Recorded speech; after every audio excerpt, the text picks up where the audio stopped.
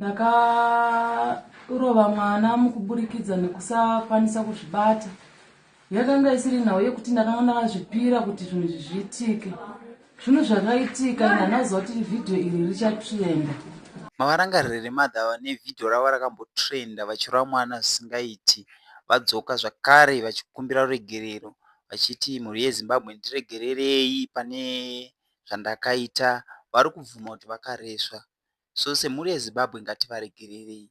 Ngativaregerere vanotsanangurira kuti mararamiro avari kuita haana kunyatsonaka. Vanogara vane stresi, vanogara vane zvakawanda zvinovatambudzawo. Saka vari kukumbira rubatsiro kuti dai makwanisa kundibetserawo semhuri yeZimbabwe, kuti dai makwanisa zvakare kuwana vanondibetsera, makansela vanokwanisa kuvabetsera nokuda kwokuti vari kusangana nemaproblems akawanda, angava mafinance. Tinoziva kuti kumusha uku zvakawanda zvinenge zvichidiwa, kuzvikoro zvese izvo zvichidiwa. So vari kutokumbirawo rubatsiro kubva kumhuri yeZimbabwe vachikumbira ruregerero vachiti dai makwanisa mavaregerera, dzorai mwoyo yenyu. Tinoziva kuti vane vhidhiyo rakambotrenda vachirova mwana, mhuri yeZimbabwe ikazhoropodza ikavatuka ikati aiwa zvamakaita hazvina kunaka. Ivo vari kubvuma mhosva dzavo dzese vachiti ndakakanganisa, mwana ndewavo,